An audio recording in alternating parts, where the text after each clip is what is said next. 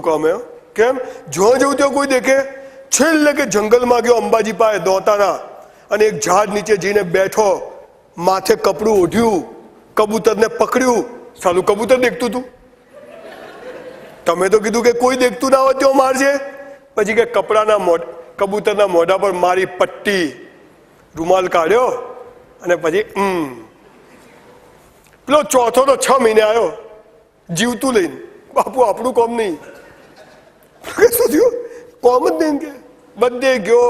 આ ભાઈની વાર્તા સાંભળી, એમ બી કર્યું, કપડું ઓઢ્યું, કબૂતરને બી માથે પટ્ટી મારી, પણ હું તો દેખતો હતો ને. This is life.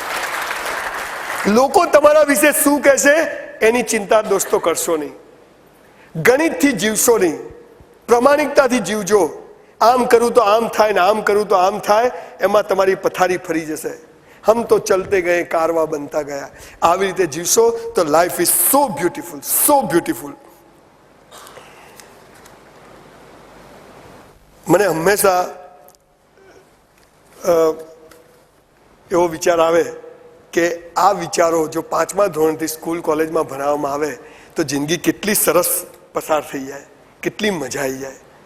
તમને એ ખબર પડી જાય કે મારા હાથમાં આટલું છે અને મારો આ ધર્મ છે, મારે આ જ કરવું, બીજું કશું કરવું નથી. મજા આવી જાય કે નહીં? પણ આપણને શીખવાડે કે દોડો, જીતો, પહેલો નંબર લાવો. મારા જેવા ડબ્બાઓનું શું?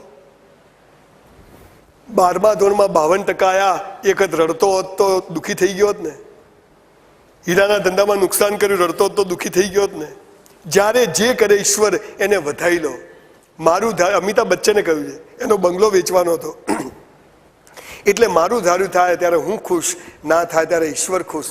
આ વાત તમે સમજી જાઓ અને તમે જીવો, અને પછી પેલી વાત યાદ કરો, તું કરતા વો હૈ જો તું ચાહતા હૈ, ફિર હોતા વો હૈ जो मैं चाहता हूं. तू करने लग वो जो मैं चाहता हूं, फिर देख होगा वो जो तू चाहता है. પછી પૈસો પણ મળશે, શોહરત પણ મળશે, દુનિયા પણ મળશે. આ છે ભયમુક્ત જીવનનો સાદો સરળ રસ્તો. આ છે વ્યક્તિત્વ વિકાસ કરવાનો સાદો સરળ રસ્તો.